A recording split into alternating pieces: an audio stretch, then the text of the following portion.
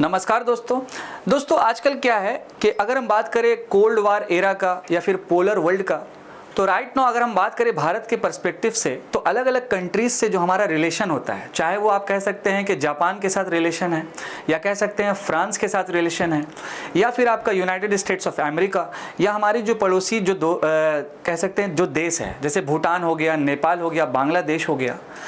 तो आजकल का जो सिचुएशन है या फिर कह सकते हैं जियोपॉलिटिक्स है, तो यहाँ पर हम लोग अपना बेनिफिट देखते हैं और अदर भी कंट्री जो अपने बेनिफिट देखती है कि किसी कंट्री से अगर हम रिलेशन कर रहे हैं तो वहाँ पर मेरा बेनिफिट क्या है, वहाँ पर मेरा इकोनॉमिकल बेनिफिट क्या है, वहाँ पर मेरा उस कंट्री का जो स्ट्रैटेजिक लोकेशंस है, उस लोकेशंस के अकॉर्डिंग उससे क्या हमारे बेनिफिट हो सकता है। जैसे एज फॉर एग्जांपल अगर हम बात करें भारत और श्रीलंका के रिलेशन में, तो श्रीलंका का जो लोकेशन आप देख सकते हैं तो आपका Indo Pacific region, that means आप कह सकते हैं कि मान लीजिए ये भारत का मैप है, तो श्रीलंका का जो अगर हम लोकेशन बात करें तो वो आपका सॉदर्न साइड्स पे पड़ जाता है, और कहीं ना कहीं जो पैसिफिक ओशियन का जो रीजन है वो हमारे लिए काफ़ी महत्वपूर्ण है, और उस पार्टिकुलर लोकेशन पे अगर कोई कंट्री रहेगी तो वो हमारे लिए क्या हो जाएगा कि सिक्योरिटी कंसर्न्स के हिसाब से काफ़ी महत्वपूर्ण हो जाएगा। इसी तरह दोस्तों अगर हम बात करें कि हमारा रिलेशन जापान के साथ कैसा है, यूएसए के साथ कैसा है, तो आजकल हर कंट्री जो है अपना बेनिफिट देखती है, चाहे वो आपका बेनिफिट हो सकता है इकोनॉमिकल हो, या फिर कह सकते हैं पॉलिटिकल हो, या फिर कह सकते हैं आपका सोशल हो, और कहीं ना कहीं स्ट्रैटेजिक लोकेशन काफ़ी इंपॉर्टेंट हो जाता है।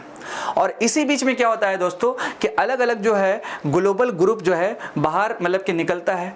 उभर के सामने आता है। जैसे एज फॉर एग्जांपल कह सकते हैं कि G20 का जैसे ग्रुप है, इसके साथ साथ आप कह सकते हैं ब्रिक्स हो गया, देन इसके बाद आपका ऑकस नाम का एक ग्रुप हो गया, इसके साथ आप कह सकते हैं G7 हो गया, या फिर आप कह सकते हैं क्वाड हो गया। क्वाड दैट इज कॉल्ड के 4 कंट्री का एक मेंबर, 4 मेंबर का एक कंट्री बना, पूरा अलग अलग मेंबर कंट्री, और उसका एक ग्रुप जो है फॉर्म्ड हो गया।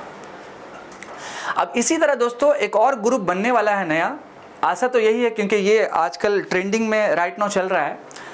कि एक साइड में जापान, एक साइड में भारत और दूसरे साइड में आपका फ्रांस, और ये एक ट्राइलेटरल ग्रुप जो है बनना जा रहा है। अब सवाल है दोस्तों कि भारत का जापान के साथ क्या रिलेशन है और भारत को जापान से क्या क्या फ़ायदा है, और साथ साथ दोस्तों भारत का रिलेशन फ्रांस के साथ कैसा है। और इस ग्रुप का जो नाम रखा गया अब तक दोस्तों, जिसका नाम आप कह सकते हैं GIF that is called Japan, India और फ्रांस, या इसको एक और नाम दे दिया गया है कि टोक्यो, न्यू दिल्ली और आपका पेरिस।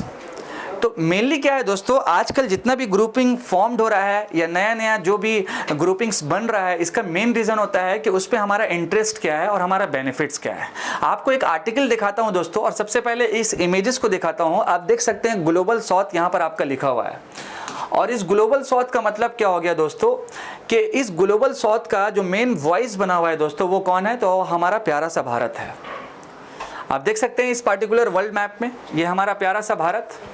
और इसी के रिगार्डिंग आपका नॉर्थ एंड साउथ जो ग्लोबली आपको दिखाया जा रहा है, और ग्लोबल साउथ का कोई वॉइस है जो राइट नाउ काफ़ी ट्रेंडिंग में था, तो वो हमारा प्यारा सा भारत है। इसी तरह दोस्तों एक जो नया ग्रुप जो उभर के आया है या कई सारे जो ट्रेंडिंग चल रहा है, तो जिसका नाम जापान, भारत और फ्रांस का है। तो भारत का जापान के साथ क्या रिलेशन है और जापान का भारत के साथ क्या फ़ायदा है, इसी तरह भारत का फ्रांस के साथ क्या रिलेशन है, कहाँ कहाँ पे फ्रांस भारत का हेल्प करता है, इन सारी चीज़ों को इसी पार्टिकुलर वीडियोज़ में हम लोग समझेंगे और जियो पॉलिटिक्स को भी हम लोग समझेंगे। ओके दोस्तों, आइए बढ़ते हैं सबसे पहले आर्टिकल्स की तरफ।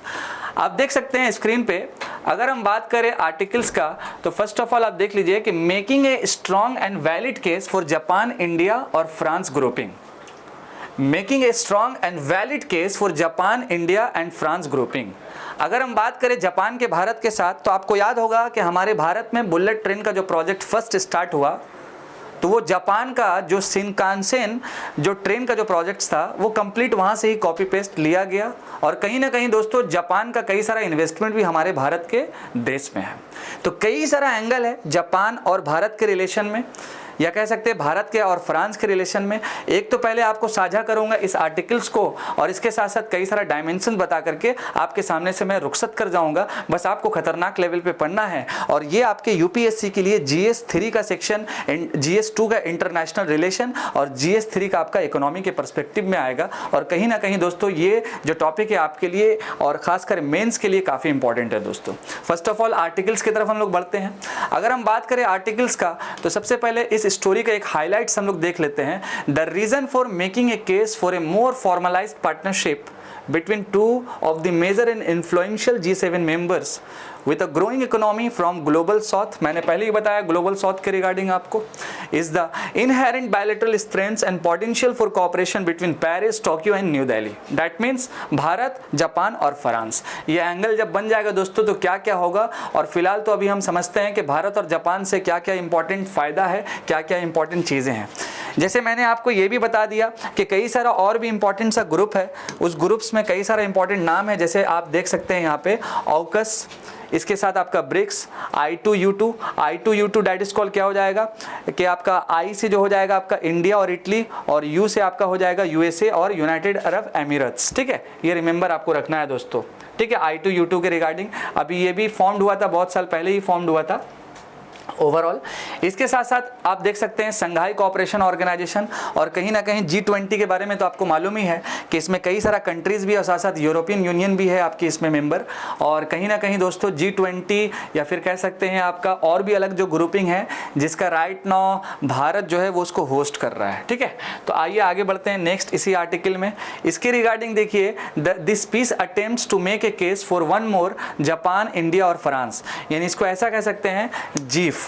ये एक ग्रुपिंग का नाम कह सकते हैं GIF, which is called Japan, India और फ्रांस, या इसको ऐसे कह सकते हैं फीज। ठीक है, ये दोनों पोर्शन आपको अच्छे से समझना है, या तो जीफ या तो फीज। अब सवाल ये है दोस्तों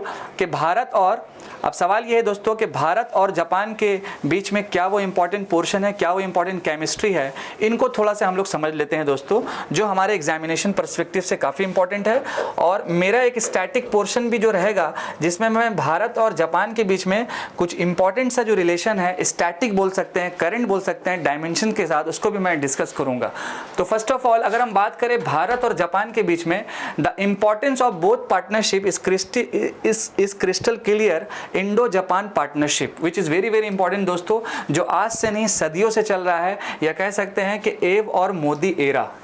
मोदी एरा, ये इन दोनों कंट्री का या इन दोनों लीडर का ये केमिस्ट्री है कि काफ़ी चीज़ों का जो भी डेवलपमेंट हुआ, ये टेक्नोलॉजी आया, या कह सकते हैं कि जापान भारत के लिए बहुत बड़ा मार्केट है, या कह सकते हैं कई सारा जो टेक्नोलॉजी है भारत ने जापान से लिया है, या कह सकते हैं FDI इन्फ्लोज के बारे में, तो इन चीज़ों को हम साझा यहाँ पे करेंगे। जैसे एज फॉर एग्जांपल अगर हम बात करें जापानीज कैपिटल्स का, यानी इन्वेस्टमेंट का और साथ साथ टेक्नोलॉजी का, तो आपके सामने दो एग्जाम्पल मैं देता हूँ। पहला एग्जाम्पल है the choice of Japan Shinkansen high speed rail technology, which is very very important, जो जापान का है, जो भारत में पहला बुलेट ट्रेन प्रोजेक्ट शुरुआत हुआ, कहीं ना कहीं दोस्तों ये जापान का ही टेक्नोलॉजी से लिया गया है, और साथ साथ कहीं ना कहीं दोस्तों कई सारा जो इन्वेस्टमेंट हुआ वो जापान से ही हुआ है दोस्तों। इसके साथ साथ significance of the growing role of Japan both in terms of providing technology as well as capital, यानी कि भारत के लिए जापान दो एंगल से ज़्यादा इंपॉर्टेंट है। फर्स्ट वन आपका कैपिटल और सेकंड वन आपका टेक्नोलॉजी।